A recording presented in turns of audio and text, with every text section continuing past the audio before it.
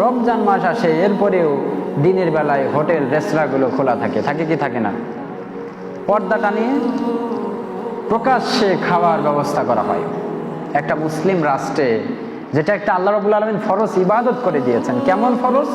আল্লাহ বলছেন কামা কুতিবা আলাল্লাযীনা মিন ক্বাবলিকুম, শুধু তোমাদের জন্য ফরজ নয়, বরং তোমাদের পূর্বে যে নবীগুলো এসেছিল প্রত্যেক নবীর উপরে রমজানের রোজাকে ফরজ করে দেওয়া হয়েছে। তাহলে অত্যাধিক গুরুত্বপূর্ণ একটি ফরজ ইবাদত, যেটা আল্লাহ সরাসরি কোথায় বলছেন? কোরআনে ঘোষণা দিয়েছেন। এরপরেও আল্লাহ রাব্বুল আলামিন সরাসরি কোরআনে রমজানের রোজাকে ফরজ করে ঘোষণা দেওয়ার পরেও আমাদের সমাজে অসংখ্য জায়গায় প্রত্যেক মোড়ে মোড়ে পর্দা টানিয়ে রমজান মাসে খাবারের ব্যবস্থা করা হয়। তাহলে সরাসরি আল্লাহর সাথে বিরোধিতা না এটা? যেখানে আল্লাহ বলছে তোমরা খায়ও না, আর সেখানে আমরা আনুষ্ঠানিকভাবে পর্দা টানিয়ে খাবারের ব্যবস্থা করে দিই। এই সাংঘর্ষিক একটা কাজ আমাদের সমাজে হয়ে যাচ্ছে। এজন্য এগুলোর প্রতিবাদ করা মুসলিমদের জন্য এটা করণীয়। আল্লাহ রাব্বুল আলামিন বলছেন ইয়া আইয়ুহাল্লাযীনা আমানু, মুসলমানদের মধ্যে থেকে যারা ঈমানদার তারা শোনো, কুতিবা আলাইকুমুস সিয়াম, তোমাদের জন্য রমজানের রোজাকে ফরজ করা হয়েছে, হতাশার কোনো কারণ নাই। কামা কুতিবা আলাল্লাযীনা মিন ক্বাবলিকুম, এই রমজানের রোজা শুধু তোমাদের জন্যই ফরজ নয়, তোমাদের অতীতে যেই নবীগুলো এসেছিল তাদের জন্য ফরজ ছিল। কেন ফরজ করা হয়েছিল? আল্লাহ রাব্বুল আলামিন বলছেন লাআল্লাকুম তাত্তাকুন, যারা এই রমজানের রোজাগুলোকে অক্ষরে অক্ষরে আল্লাহর হুকুম মনে করে যারা পালন করবে, সুসংবাদ দাও ওই ব্যক্তিদেরকে। লাআল্লাকুম তাত্তাকুন, আল্লাহ রাব্বুল আলামিন বলছেন সম্ভবত এই শ্রেণীর লোকগুলোই হচ্ছে মুত্তাকি। সুবহানাল্লাহ। আল্লাহ রাব্বুল আলামিন বলছেন ইন্নাল মুত্তাকিনা ফি জান্নাতিল উয়ুন, যারা মুত্তাকি হবে তারা সরাসরি আল্লাহর জান্নাতে প্রবেশ করবে। সুবহানাল্লাহ। এজন্য মুত্তাকি সবাই হতে পারে না, মুসলিম সবাই, বংশানুক্রমিক সবাই মুসলিম, কিন্তু মুমিন সবাই হতে পারে না। আমাদের ঈমান মনের ভিতরে আপ ডাউন করে। কি করে? আপ ডাউন করে। বান্দা যখন খারাপ কাজে জড়িয়ে যায় তখন তার ঈমানটা বের হয়ে যায়, আবার যখন তিনি ফিরে আসেন তওবা করেন তার ঈমানটা পুনরায় তার ভিতরে চলে আসেন। এখন রমজান মাসে যারা রোজা রাখছে না তাদের কি ঈমান থাকবে? থাকবে। এজন্য আমাদের সমাজে এই যে রোজার মাসেও প্রকাশ্যে দিবালোকে যারা এই খাবারের ব্যবস্থা করবে, ইসলামী আইন বলে, আল্লাহর কোরআন বলে, এদের উপরে প্রতিবাদ করা প্রত্যেক মুসলমানের উপর ফরজ। কারণ আল্লাহ তাআলা বলছেন কুনতুম খয়রা উম্মাত, মুসলমানরা তোমরা শোনো, তোমরাই হচ্ছে শ্রেষ্ঠ জাতি। কি জাতি? শ্রেষ্ঠ জাতি। কথা বলতে হবে। মুসলমানরা তোমরা হচ্ছে শ্রেষ্ঠ জাতি। কেন?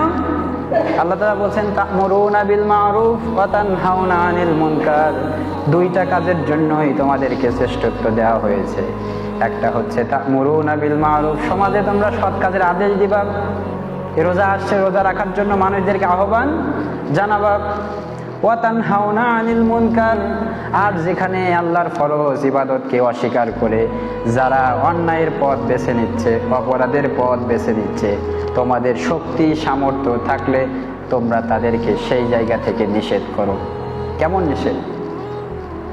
বিশ্বনবী সাল্লাল্লাহু আলাইহি সাল্লাম বলেছেন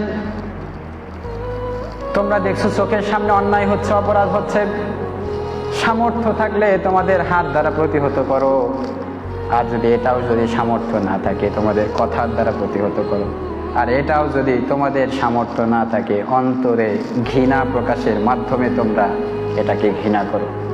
এটা হচ্ছে ন্যূনতম ঈমান, আযআফুল ঈমান। অন্তরে ঘৃণাটা হচ্ছে দুর্বল ঈমান।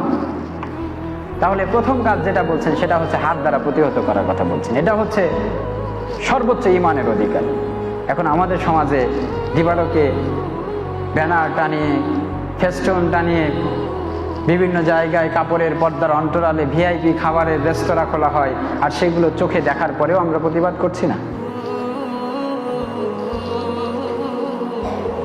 বিশ্বনবী সাল্লাল্লাহু আলাইহি সাল্লাম বলছেন এই যে রমজান মাস, মান সামা রমাদানান ঈমানান ওয়া ইহতিসাবান গুফিরা লাহু মা তাকাদ্দামা মিন যামবি।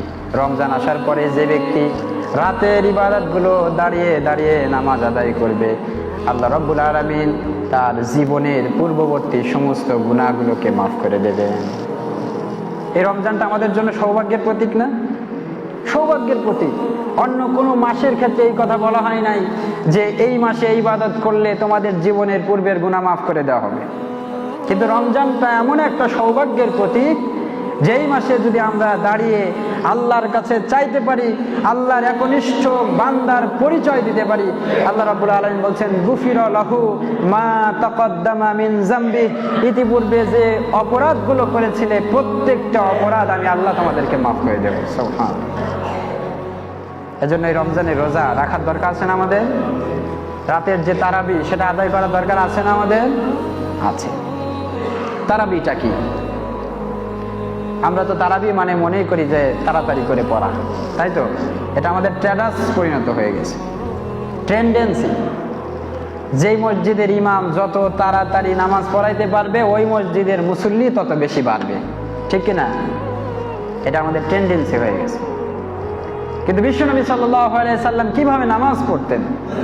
মা আয়েশা সিদ্দিকা রাদিয়াল্লাহু তাআলা আনহা, বিশ্বনবী সাল্লাল্লাহু আলাইহি সাল্লাম যখন সিজদায় যেতেন, হযরত আয়েশা সিদ্দিকা রাদিয়াল্লাহু তাআলা আনহা তিনি মনে করতেন যে বিশ্বনবী আর মনে হয় বেঁচে নাই। এমন ভাবে সিজদায় যেতেন, একেবারে নির্ঘুম নিরবস্থায়, নিশ্চুপ, কোনো নড়াচড়া নাই। হযরত আয়েশা রাসূল জীবিত আছেন কিনা সেটা চেক আপ করার জন্য তার পায়েকে সুড়সুড়ি দিতেন। আল্লাহ রাসূল যখন পা নাড়িয়ে দিতেন তখন আয়েশা তিনি চিন্তামুক্ত হতেন যে রাসূল এখনো জীবিত আছে।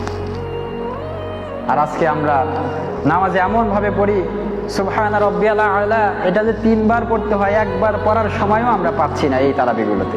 আমি কি ভুল বললাম? আমাদের তারাবিগুলো হয়ে গেছে আলহামদুলিল্লাহ দলিন। মাঝখানে কি হইল কেউ ধরতে পারে না। এজন্য এই ধরনের তারাবি পড়ার কোনো দরকার নাই। আনুষ্ঠানিকভাবে এত তারাবি পড়ার কোনো দরকার নাই। আপনি 1 রাকাত পড়েন, 2 রাকাত পড়েন, কিন্তু সেই সেজদা যেন আপনার জীবনের গুনাহ মাফের কারণ হয়ে দাঁড়িয়ে যেতে পারে। আমি কি কথাগুলো ভুল বলছি? রাসূল করিম সাল্লাল্লাহু আলাইহি সাল্লাম বলছেন, আলাইকুম বিসুন্নতি ওয়া সুন্নতি খুলাফাউর রাশিদিন আল মাহদিয়িন, তোমরা আমার সুন্নত সমূহ আঁকড়ে ধরো এবং আমার পরে রাসূল সাল্লাল্লাহু আলাইহি সাল্লামের সুপাত্প্রাপ্ত সাহাবায়ে কেরাম যেই কাজগুলো করেছেন সেইগুলোকে তোমরা আঁকড়ে ধরো। সেই জায়গা থেকেই মূলত তারাবি।